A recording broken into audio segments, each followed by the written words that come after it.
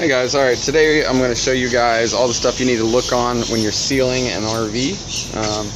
People constantly ask me, I don't know what needs to be sealed, where to look, so I'm going to go ahead and show you guys a few different spots of where you need to check.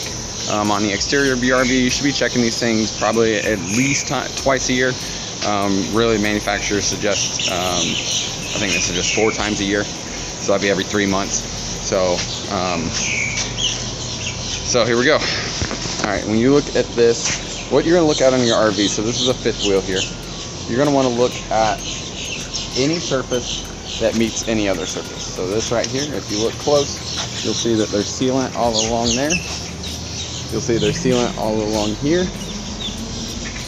There's sealant along here, sealant along here, sealant along here, sealant along here. What you're looking for is any spot where 2 pieces meet. 9 times out of 10 you're going to have sealant there. If you don't have sealant there, if there's any way you can look in between the joint of those 2 places and see if there is a weather strip there. Sometimes they'll put a foam gasket seal between the 2 pieces, but even still it's not going to hurt you to add extra sealant at that joint. So really, I tell everyone, seal every one of these joints. Now, the things you don't want to seal, so this is a wipe seal, this is rubber. You don't want to put sealant on this because this is supposed to move a little bit. But any of these hard, where 2 hard surfaces meet, where things are joined together, and honestly, I would also recommend to people, if you're buying a brand new RV and you want to keep it for a few years, every one of these screw heads, put a little dab of sealant on those screw heads. If you do it well and you use clear sealant, it'll look alright. It's not going to look terrible, but it's definitely going to keep you from having just one screw that's allowing water through, and that one screw will rot out the whole floor. So let me show you what kind of sealant you guys need to use. Alright, so I've got a couple things here. Let me set these down. So this is what I like to use, preferably Proflex Flexible Sealant. This is for any of your exterior seals. Clear is generally the best thing to use. Another product around windows and doors is cap sealant. So it's Non-Sag, Dicor, Non-Sag. It'll say right here whether it's sag or non-sag. It won't say sag, it'll say self-leveling, which means that if you use it on a vertical surface, like if I put it right here, it's going to drip down, which you don't necessarily want that. So non-sag means it stays in place once you put it there. And I'm going to run a quick feed to show you guys how to use this. So what you're going to have to do, when you get a tube, it's going to be just like this. You need to get you a caulk gun. Make sure this is pulled all the way out. So it really just goes in here like this. Just like that. And you push it up. Now, this one's already opened. If you got one that's brand new, you need to cut the tip off of it.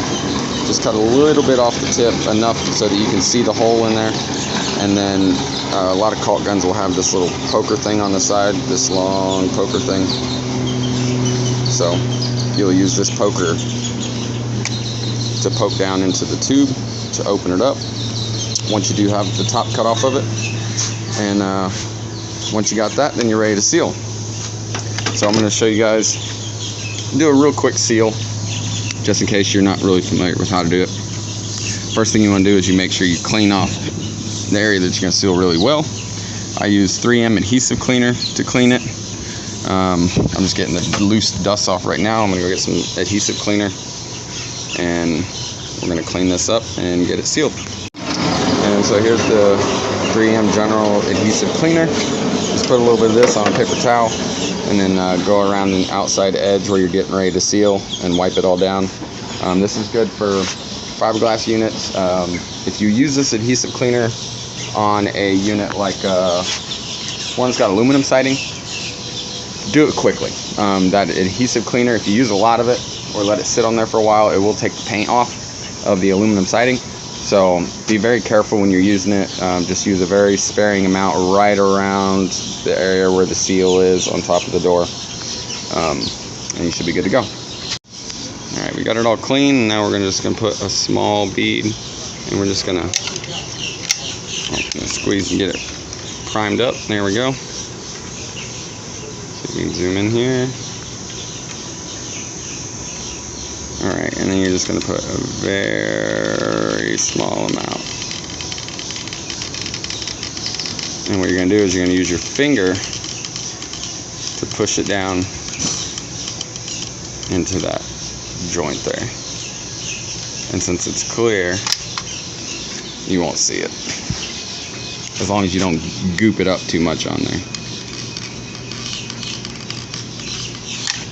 Alright.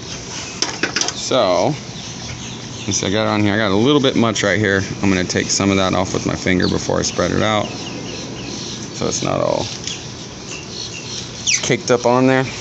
And a little pro tip is if you take this 3M stuff, you put a little bit of it on your finger, and then you just smooth it right out. And the 3M on your finger is multifaceted. For one, it helps it slide real smoothly along this new sealant, and it keeps the sealant from sticking to your finger. So, step back. That looks really good. We'll go back and double check and just make sure that the sealant is filling all those holes that were there prior.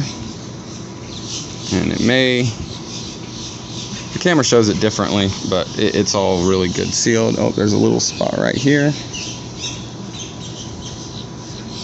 There we go. Alright, and that's how you cap seal a compartment door. And that's really all there is to it. Now, as you guys saw, I just sealed here and around the top. That's just a cap seal, is what the manufacturer is going to call that. That is just to protect from the rain that's coming down. Now, there is a gasket seal behind this compartment door all the way around that seals it to the sidewall of the RV.